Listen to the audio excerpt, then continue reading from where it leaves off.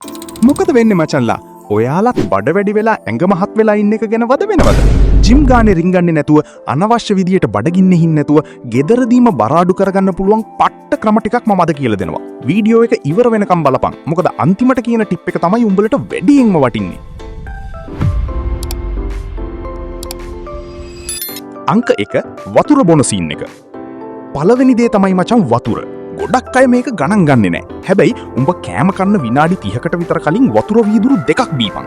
එතකොට උඹට බඩ පිරුණු ගතියක් එනවා. කන ප්‍රමාණයත් ඉබේම අඩු වෙනවා. සීනි බීම ಜಾති අතෑරලා දාලා මද උණුසුම් වතුර බොන්න පුරුදු වෙන්න. අංක 2 ප්‍රෝටීන් වැඩියෙන් ගනින්. දෙවෙනි දේ තමයි උදේ කෑම. අපි සාමාන්‍යයෙන් කන්නේ පාන් බත් වගේ දේවල්නේ. ඒ වෙනුවට බිත්තර, කඩල, මුං ඇට වගේ ප්‍රෝටීන් තියෙන දෙයක් කාපන්. එතකොට උඹට දවසම ඇඟට ශක්තිය තියෙනවා වගේම ඉක්මනට බඩගිනි වෙන්නේ නැහැ. අංක 3 රෑ කෑම සහ නිින්ද.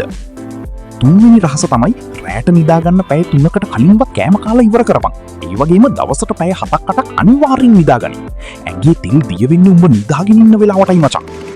අංක 4 ස්වභාවික පානයක්. හතරවෙනි එක උදේට හිස් බඩ මද උණුසුම් වතුර වීදුරුවකට ලෙමන් ටිකකුයි කුරුඳු කුඩු චුට්ටකුයි දාලා බීපන්. මේක පට්ට ඩීටොක්ස් එකක්. ඇඟේ තියෙන අනවශ්‍ය විෂද්‍රව්‍ය අයින් කරලා බඩ අඩු කරන්න මේක මාර විදියට උදව් වෙනවා. අංක 5 සක්‍රීය වේයම්. The secret tip. පස්වෙනි එක තමයි වැදගත්ම දේ. ජිම් යන්න ඕනේ නැහැ. දවසට විනාඩි 20ක් වේගයෙන් ඇවිදපන්. නැත්තම් පඩි පෙලක් නැගපන්.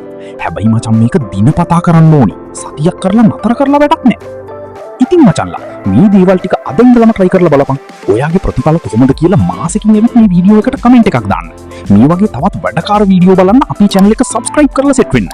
එහෙනම් මචං මං ගියා. ජය වේවා.